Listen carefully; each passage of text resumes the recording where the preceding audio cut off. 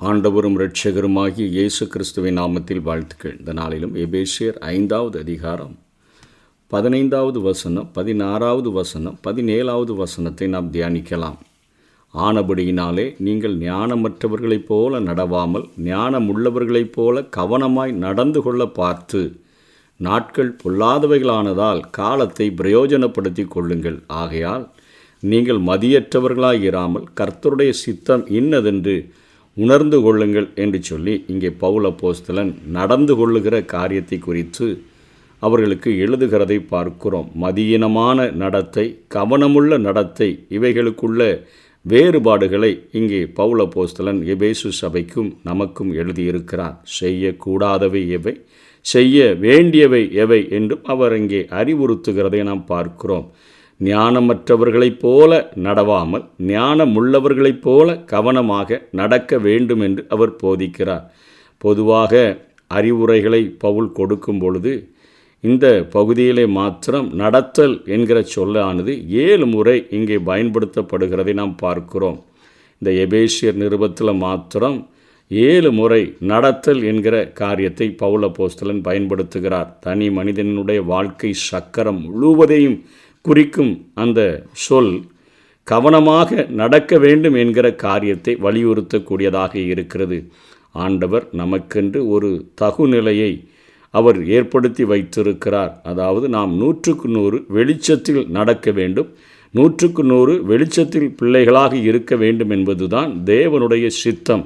கிறிஸ்துவுக்குள் நம்மை அப்படித்தான் அவர் பார்க்கிறார். எப்படி நாம் ஸ்கூலில் படிக்கும்போது நாம் அல்லது எந்த ஒரு படிப்பையும் படித்தாலும் அதற்கென்று ஒரு மார்க், ஒரு 100க்கு எத்தனை என்கிற போல மார்க் நியமிக்கப்பட்டிருக்கிறது போல கிறிஸ்துவுக்குள் 100க்கு 100 நாம் வெளிச்சத்தில் நடக்கும்படியாக, வெளிச்சத்தின் பிள்ளைகளாக இருக்கும்படியாக, 100க்கு 100 என் தேவன் பரிசுத்தராக இருக்கிறது போல நாமும் பரிசுத்தராக இருக்கும்படியாக அழைக்கப்பட்டிருக்கிறோம். கிறிஸ்துவுக்குள் நம்மை பிதா அப்படித்தான் பார்க்கிறார்.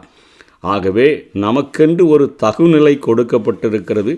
அந்த நிலைக்கு நாம் ஒவ்வொரு நாளும் முன்னேறி செல்லுகிறவர்களாக காணப்பட வேண்டும் என்பதற்காகத்தான் உன் வாழ்க்கை சக்கரம் முழுவதிலும் நீ பரிசுத்தமுள்ளவனாக, நீ கவனமாக, நீ ஞானமுள்ளவனாக நீ நடக்க வேண்டும் என்று பவுல் இங்கே பேசுகிறார். அந்த உயர்வான நிலையிலிருந்து தேவன் நம்மேல வைத்திருக்கிற அந்த உயர்வான நோக்கத்திலிருந்து இவ்வுலகத்து மனிதர்களைப் போல கீழ்த்தரமான நிலைக்கு இறங்கி வருவதே ஞானமற்ற செயல், அந்த ஞானமற்ற நடத்தை என்று இங்கே பவுல் அப்போஸ்தலன் குறிப்பிடுகிறதை பார்க்கிறோம். 5வது அதிகாரம் 16வது வசனத்தில் சொல்லுகிறார், நாட்கள் பொல்லாதவைகளானதால் காலத்தை பிரயோஜனப்படுத்தி கொள்ளுங்கள் என்று அவர் சொல்லுகிறதை பார்க்கிறோம்.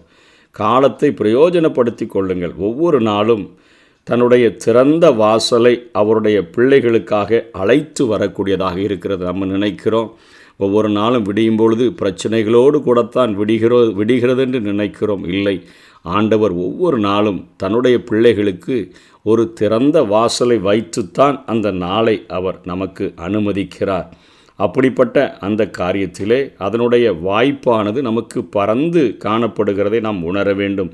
பரிசுத்தத்தை வெளிக்காட்டுகிற ஒரு வாழ்க்கையாக, இரக்கத்தால் செயல்படும் செயல்களை நாம் செய்கிறவர்களாக, மற்றவர்களுக்கு பயன் விளைவிக்கின்ற சொற்களை பேசுகிறவர்களாக நாம் காலத்தை பிரயோஜனப்படுத்தி கொள்ள வேண்டும். இதைத்தான் பவுல் அப்போஸ்தலன் காலத்தை பிரயோஜனப்படுத்தி கொள்ளுங்கள் என்று சொல்லுகிறார். நம்முடைய வாழ்க்கை ஒவ்வொரு நாளும் பரிசுத்தத்தை வெளிக்காட்டுகிற ஒரு வாழ்க்கையாக, இரக்கத்தால் அநேக காரியங்களை நாம் செய்கிறதை மற்றவர்கள் பார்க்கும்படியாக, மற்றவர்களுக்கு பயன் விளைவிக்கக்கூடிய வார்த்தைகளை நாம் பேசுகிறவர்களாக இருந்தாலே நாம் காலத்தை பிரயோஜனப்படுத்தி கொள்ளுகிறோம் என்பதனுடைய அர்த்தம் நமக்கு விளங்கும்.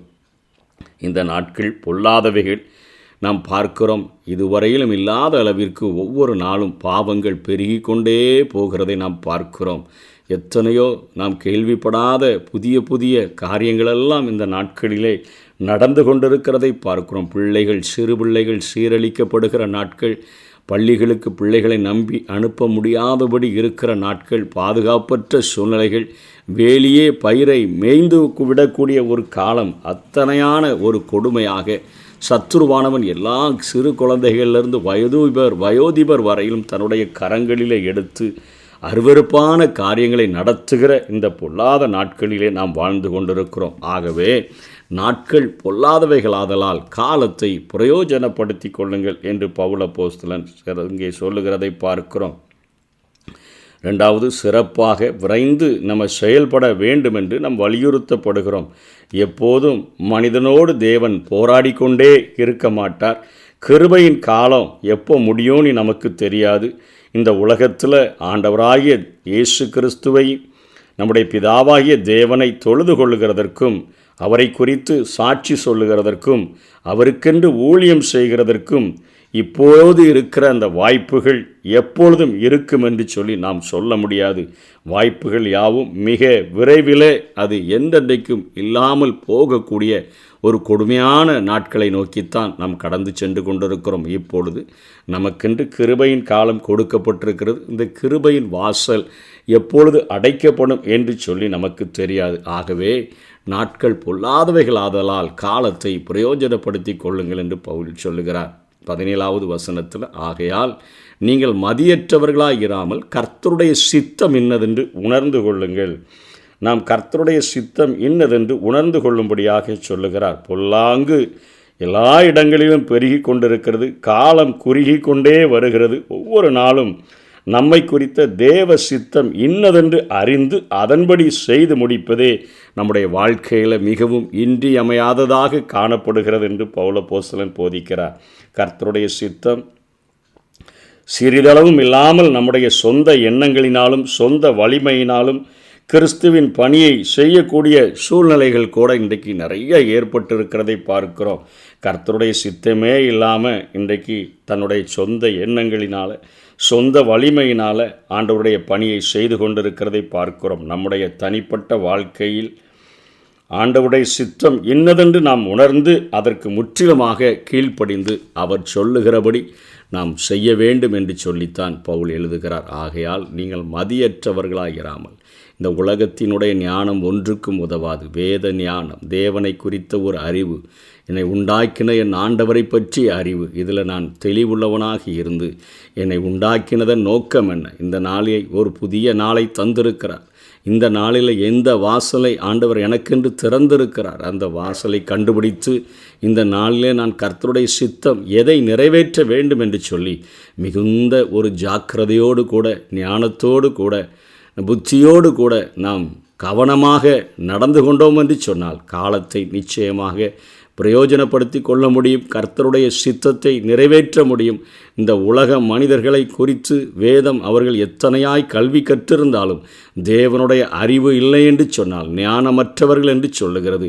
நம்மை ஒரு உயர்வான நிலைமையிலே நடக்கும்படியாக வேதம் நம்மை அழைக்கிறது. ஞானமுள்ளவர்களைப் போல நடந்து கொள்ள பார்த்து நம்ம செய்கிற ஒவ்வொரு காரியமும் ஆண்டவருடைய ஞாபக புஸ்தகத்தில் எழுதி வைக்கப்படுகிறது. ஆகவே என் ஆண்டவருக்கென்று நான் எதை செய்கிறனோ அதுவே என் வாழ்விலே என்னை கடைசி வரை மரணத்தை தாண்டியும் என்னை அது தொடர்ந்து வரும். அதற்கேற்ற பிரதிபலன்களை என் ஆண்டவரை நான் சந்திக்கும் போது நிச்சயமாக பெற்றுக்கொள்வேன் என்கிற ஒரு நிச்சயத்தோடு கூட காலத்தை பிரயோஜனப்படுத்தி கொள்வோம். ஞானமுள்ளவர்களைப் போல நடப்போம். கர்த்தருடைய சித்தம் என்னதென்று உணர்ந்து நடந்து கொள்வோம். கர்த்தர் தாமே நம்மை ஆசீர்வதிப்பாராக.